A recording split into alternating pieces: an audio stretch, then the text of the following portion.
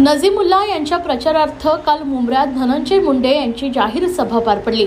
या जाहीर सभेत धनंजय मुंडेने जितेंद्र आव्हाड यांच्यावर निशाणा साधला।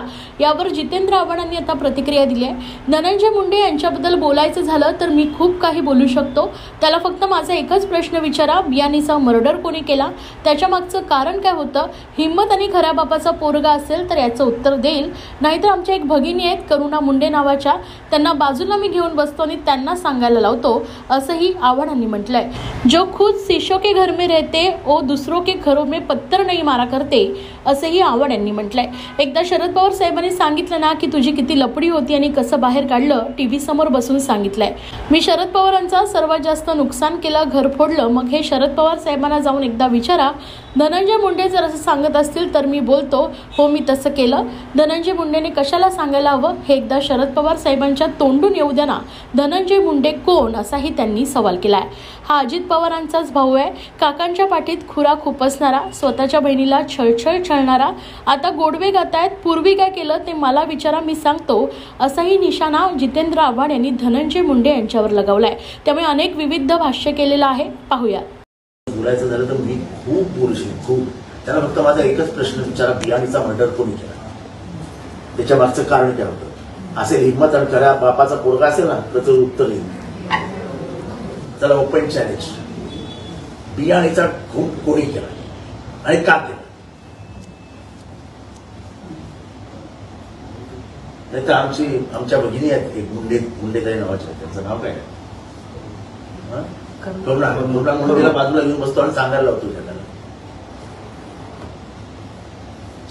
जो खुद शीशे के घर में रहा करते वो दूसरों के घरों पर पत्थर नहीं मारा। मला बाकी काही बोलायचं नाही। एकदाच शरद पवारांनी सांगितलं ना तुझी किती लफडी होती आणि कसं वाचवलं, काढलं बाहेर, शरद पवारांनी सांगितलं, मी नाही सांगितलं।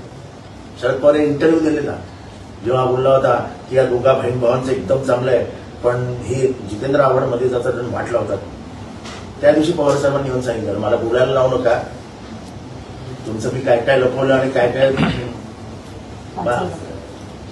ते तुम्हाला माहिती आहे व्यवस्थित। तो जे बोलतो ते पक्षाची भूमिका असते, तिथपर्यंत बोलते ते, एकदा ऐकल्यानंतर परत कशाला बोलावं, स्वतःची लाच काढून घ्यायला। शरद पवारांचं नुकसान सर्वात जास्त तुम्ही केलंय असं देखील त्यांनी एक आरोप केलेला आहे। हो बरोबर, एकदम बरोबर। घर फोडण्याची भाषा करणारे, खरं एकदम बरोबर, मीच घर फोडलं, मी त्यांच्याकडनं सगळं घेतलं आणि पळून गेलो, मीच केलं। मी केलं सांगतो ना, धनंजय मुंडेंनी कशाला सांगायला पाहिजे, मी सांगतो ना। आणि हा प्रश्न पवार साहेबांना विचारा की जितेंद्र आव्हाडांनी तुमचं सर्वात जास्त नुकसान केलं का, असं धनंजय मुंडे म्हणतात, तुम्हाला उत्तर काय मिळायचं। मी सांगतो ना मी केलं, धनंजय मुंडेंनी कशाला सांगायचं, मी सांगतो मी केलं, पण हे पवार साहेबांच्या तोंडात नाही ना।